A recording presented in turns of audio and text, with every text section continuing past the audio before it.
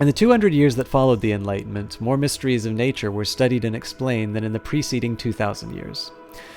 But what you must never forget is the importance of our own lives. But what you must never forget is the importance for our own lives of tolerance, reason, and humility, the three fundamental principles of the Enlightenment. Because of them, we can no longer take someone suspecting of having committed a crime and torture them inhumanly on the rack until half out of their wits they confess to anything that we want. Reason has taught us that there is no such thing as witchcraft, so no more witches are burnt at the stake. The last time a woman was convicted of witchcraft in England was 1712. Diseases are no longer fought by superstitious means, but mainly through cleanliness and scientific investigation of their causes. We don't have slaves or peasant serfs anymore. All citizens are subject to the same laws, and women have the same rights as men. All this we owe to the brave citizens and writers who dared stand up for these ideas, and it was daring. They must have lacked understanding and behaved unjustly in their struggle with ancient and long-held traditions, and they fought a long and hard battle to win tolerance, reason, and humility. The battle would have taken much longer and involved far greater sacrifices if some of Europe's rulers hadn't fought in the front lines for the ideas of the Enlightenment, and one of the first to do so was Frederick the Great, the King of Prussia. As you know, the title of Emperor, passed down through several generations of Habsburgs, was by the time not much more than a venerable title. The Habsburgs' only real power was over Austria, Hungary, and Bohemia, whereas in Germany, power was in the hands of numerous princes who ruled over Bavaria, Saxony, and many other big and small states. The Protestant lands in the north were among those that had paid the least attention to the Catholic emperor in Vienna since the 30 Years' War, and the most powerful of these princedoms was Prussia. Since the reign of its great sovereign, Frederick William I, who ruled from 1640 to 1688, Prussia had taken more and more land from Sweden, until finally, in 1701, its princes declared themselves kings. Prussia was a severe warrior state, whose nobility knew no greater honor than to serve as officers in the distinguished army of their king. Now, since 1740, Prussia had been under the rule of its third king, Frederick II, who was a member of the Hohenzollern family. Known as Frederick the Great, he was without a doubt one of the most cultivated men of his age. He was on friendly terms with a number of Frenchmen who preached the ideas of the Enlightenment in their writings, and he himself wrote much on the subject in French. For although he was king of Prussia, he scorned the German language and its customs, which, as a result of the 30-Year War, were in a very poor state. His aim and duty, as he saw it, was to make Prussia a model state, and in so doing demonstrate the value of the thinking of his friends in France. He liked to say that he saw himself as the first servant of the state, the butler, as it were, rather than the owner, and it was that role that he concerned himself with every detail of his project of putting his new ideas into practice. One of the first things he did was to abolish the barbaric practice of torture. He also relieved the peasants of some of the heavier duties to their landlords. And he was always particularly concerned that all his subjects, from the poorest to the mightiest, should receive equal justice, a rare thing in those days. But above all, Frederick wanted to make Prussia the mightiest of all the German states and to destroy Austria's imperial power. He didn't foresee any difficulty in this. Austria was ruled by a woman, the Empress Maria Theresa. When she came to the throne in 1740, aged only 23, Frederick thought it was a suitable moment to remove one of the empire's possessions. So he took his well-trained army to the province of Silesia and seized it. From that time on, he would spend most of the rest of his life fighting the Empress of Austria.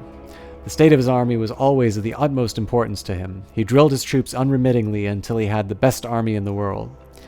But Maria Theresa was a far more formidable opponent than he had first thought, although no warmonger at heart. She was deeply religious, and first and foremost a mother. She had 16 children in all. Although Frederick was her enemy, she followed his example in introducing many of the reforms in Austria as well. Like him, she abolished torture, made peasants' lives easier, and took a special interest in establishing a good education throughout the land. She genuinely saw herself as a mother to her people, and never pretended to know all the answers herself. She chose the ablest people to be her advisors, among them men quite capable of holding their own against Frederick during the long wars, not only on the battlefield, but also as envoys to the courts of Europe, where they won sympathy for her cause. Even France, for which centuries had taken sides against the empire, was eventually won over, after which Maria Theresa gave her daughter Marie Antoinette in marriage to the future King Louis XVI of France, as a pledge of their new friendship. Frederick now found himself surrounded by enemies on all sides: Austria, France, Sweden, and Russia, now a vast and mighty empire. Without waiting for them to declare war on him, he occupied Saxony, which was also hostile. He went on to wage a bitter war that lasted 7 long years, in which his only support came from the British. But his perseverance paid off, for despite the superior strength of his enemies, not only did he not lose the war, he even managed to hold on to Silesia. From 1765, Maria Theresa ceased to rule Austria alone. Her son Joseph ruled with her and succeeded her after her death as Emperor Joseph II. He was an even more zealous fighter for the ideas of the Enlightenment than either Frederick or his mother. Tolerance, reason, and humanity were all that mattered to him. He abolished the death sentence and peasant serfdom. Protestants were once again allowed to worship freely, and although a good Catholic himself, he confiscated some of the lands and the wealth of the Catholic Church. He was an invalid, and knowing that he may not have long to rule, did everything with such zeal, such impatience, and such haste that it was often all too quick, too unexpected, and altogether too much for his subordinates to endure. He had many admirers, but his people loved him less than they loved his more cautious and pious mother. At the same time, Austria and Germany were witnessing the triumph of the ideas of the Enlightenment. In America, the inhabitants of many British colonies were refusing to be British subjects any longer or to pay taxes to Britain. In their fight for independence, they were led by Benjamin Franklin, an ordinary citizen who spent much of his time studying the natural sciences, in the course of which he invented the lightning conductor. He was a plain and upright man, energetic and hard-working. Under his leadership and that of another American, George Washington, the British colonies and the trading ports organized themselves into confederation, and after a long struggle drove the British soldiers from their shores. Now they too could adopt the principles of the new way of thinking. In 1776 they declared the sacred rights of all men to liberty and equality, and to be the founding principles of their new estate. But for the Negro slaves on their plantations, life simply went on as before. Guess the music got a little too dramatic a little too soon.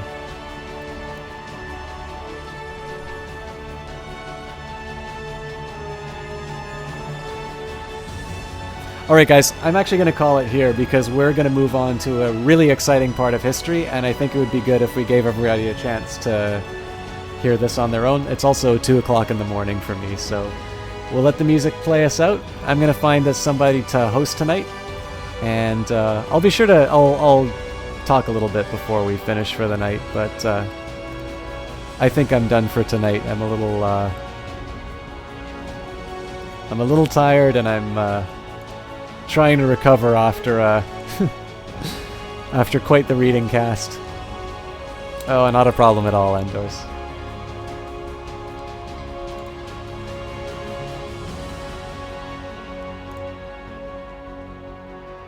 Not a problem. Yep, thank you for stopping by. I'm always really happy I'm happy to see all of you guys here, but it's always really nice to see you. Yep, I'm really happy that I've actually gotten a chance to see you both in this stream and in some other streams.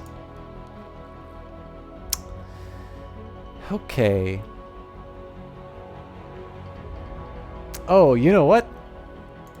W. Shand is streaming. I've gotta host him. So guys, we do have a raid message here. I'd love it if you guys would come along and support the raid. I'll write that inside chat. I'll give you the link. And it's a wonderful caster. W. Shand is doing Check the Death tonight. It's kind of a bit of a prize. Game. You can win stuff with it, but more importantly, he is easily one of the most entertaining people on this channel. If you've not watched him before, do yourself the favor and see it right now. He's an absolutely fantastic guy, a blast to hang out with, but equally fun on his cast. I cannot recommend him enough. So I'm gonna write a raid message inside chat. If you guys would like to follow along, I will give you the link, and you don't need to wait for anything. Just copy and paste that in there. Let him know where you came from, and sit back and enjoy your stream. And for the rest of you guys, thank you so much for the support tonight. I can't even count the donations and number of people we gave here. We still have 11 people hosting us tonight. It's nuts. And so all I can say is a very deep thank you. This was a lot of fun. We got a lot done tonight. And I'm looking forward to doing it again. So certainly you guys gave me quite a bit as far as donations and support, and I intend to do my best with that. So it is always appreciated. And the best gift you can give to me is, of course, to be present in the chat. So I'm done talking, and let's get this raid underway.